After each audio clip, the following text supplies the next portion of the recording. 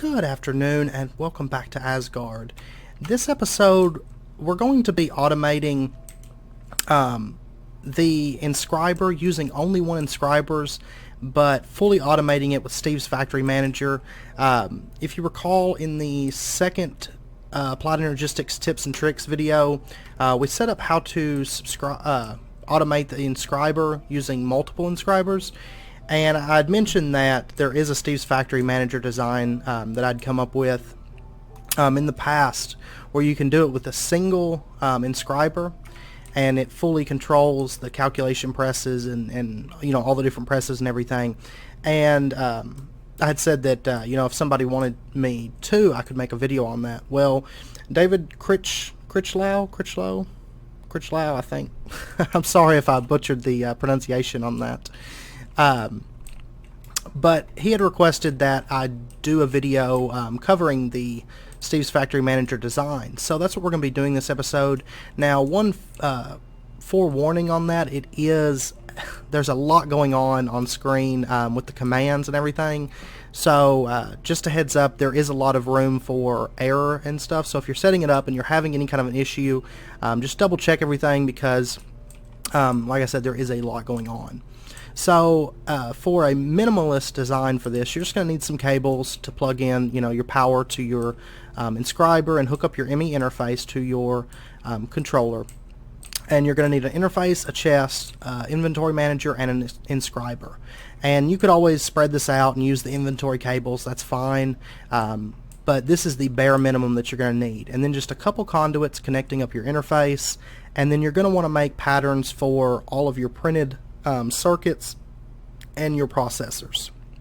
So I've already went ahead and set those up, so we've got those good to go. And then you're also going to need, of course, one of each press. So those presses are going to go in this chest, and they're going to stay here. They're never going to go back into the AE system. They're just going to remain in this chest at all times. So let's go ahead and jump on into the build. By the way, I did set some acceleration cards into the Inscriber just so we have it at max speed as well. So let's go ahead. We're going to go ahead and make two command groups. And basically these command groups allow us to set up multiple triggers while you know, having more space to work with. So if we open up this command group here, we can click on there and we'll go inside of this. And in this first one, let's go ahead and we're just going to do a trigger. Oops, I don't want two triggers. And then we're going to want a condition. And the trigger, we'll just leave it as is. Connect it up to the condition. And the condition, we're going to say you're going to check the Inscriber. And we'll target up is fine. Yeah, up's fine. It really doesn't matter where you target really on the Inscriber on this. And if the Inscriber contains any, and we're going to say gold, oops, diamond, silicon, or pure Certus. So it's going to check and see if the Inscriber has any of that in it. And then we're going to set an input and an output, and we're going to connect them to the false line. So we're going to say if it doesn't have any of those in there, then you're going to input from the Inscriber on the upside, and we're going to whitelist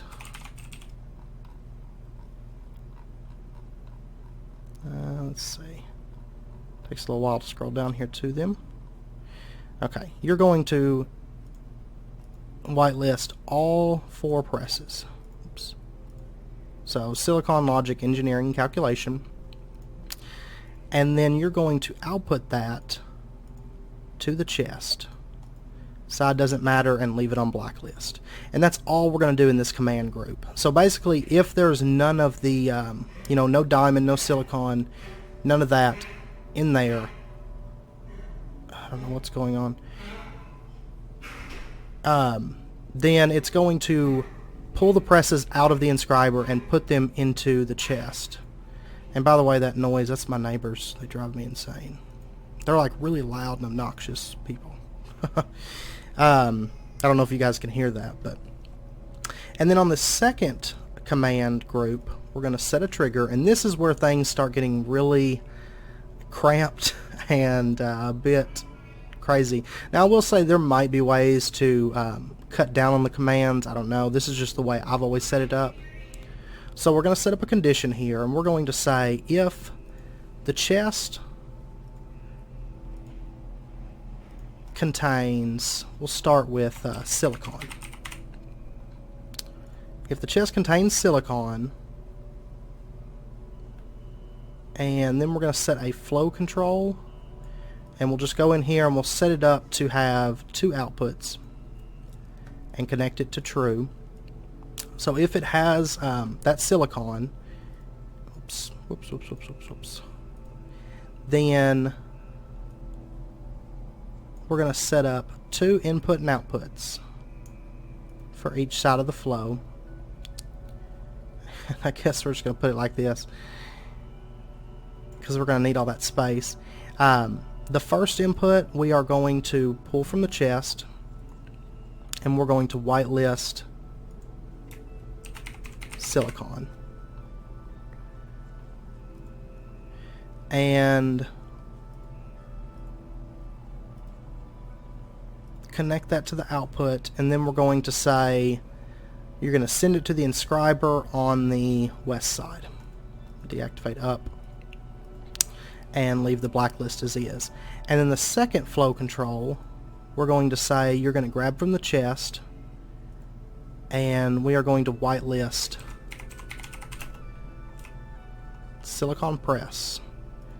Connect it to the output, send that to the inscriber on the upside. Then we're going to add another condition right next to this one, and if this condition is false, it's going to move to this next condition. And on this one, we're going to say check and see if the chest contains pure Certus, and then we're going to set up another flow control, set it to a 2 split. If it's true, it's going to go into the flow, and then we're going to set up yet another double input and double output. And we'll connect this first input, and we're going to say you're going to pull from the chest, whitelist pure Certus, and connect it to the output, the inscriber, and the west side. And then the second flow, the input, we're going to say the chest, and we're going to whitelist the calculation press,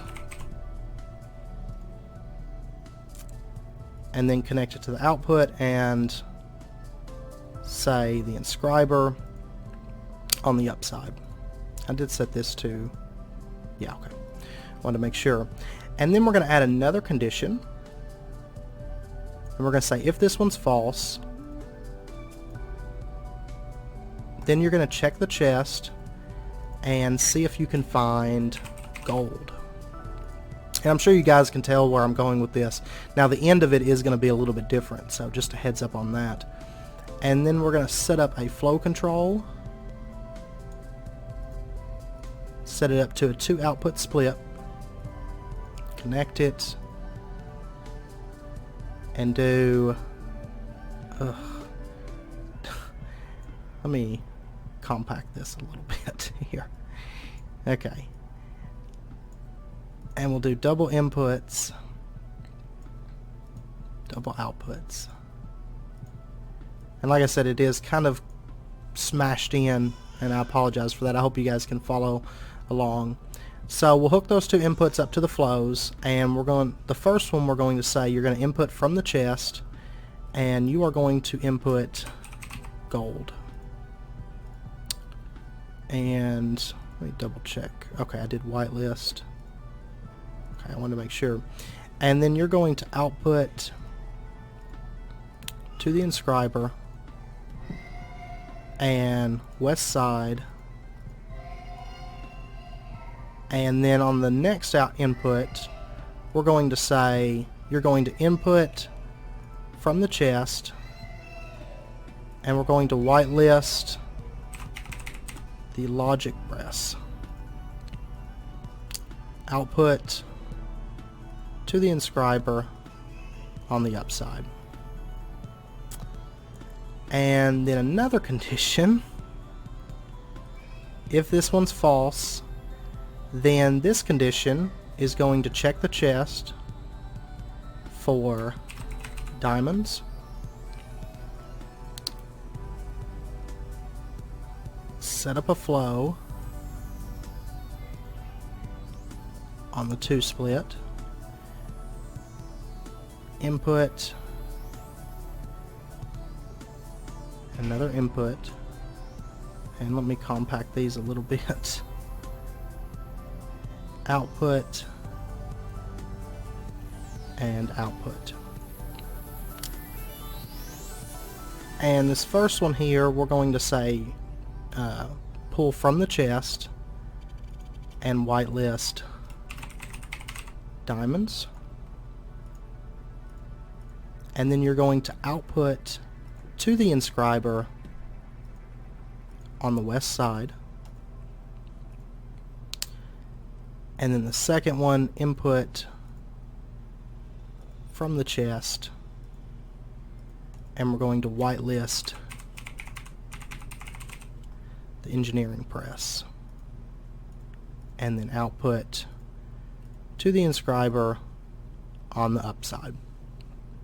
So now that we have that, now that covers all of our printed pieces, but we haven't got the actual circuits. So lastly, we're going to make a condition, and if this one's false, it's going to move over to this condition, and we're going to set it to check the inscriber, or no, sorry, check the chest. We'll do the inscriber in a second. So we're going to check the chest, and we are going to check for any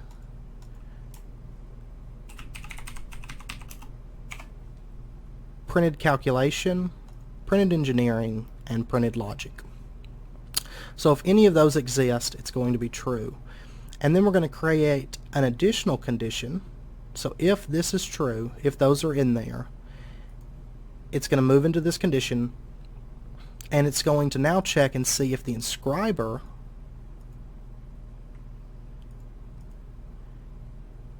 has any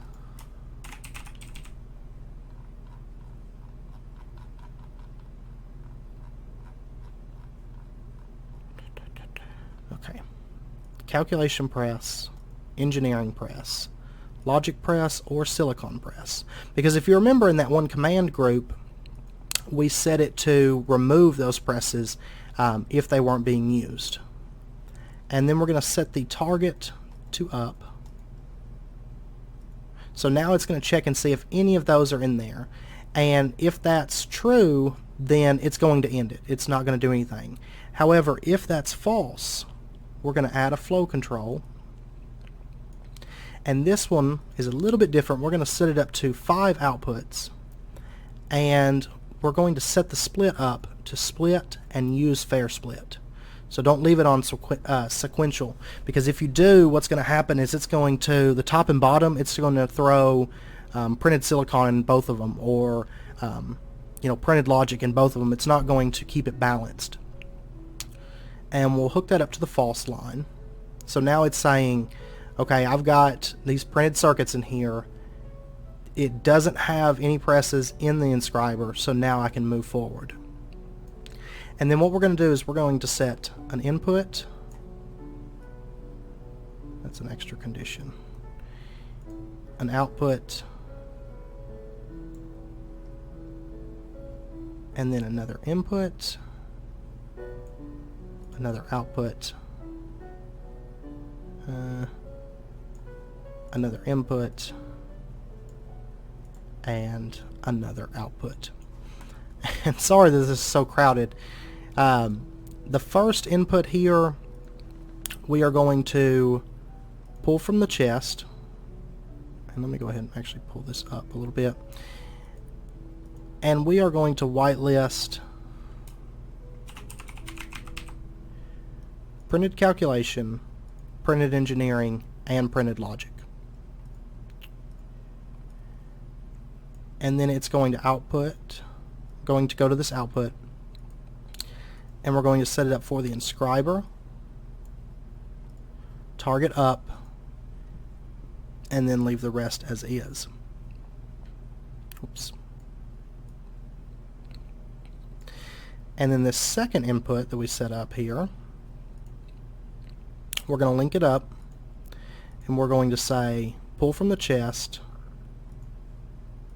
and you are going to get redstone,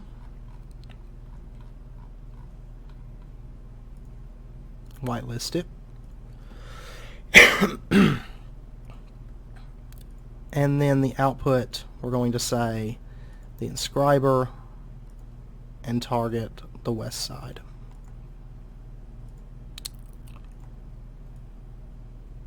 And then for the last input, grab from the chest, whitelist, printed silicon, and send it to the inscriber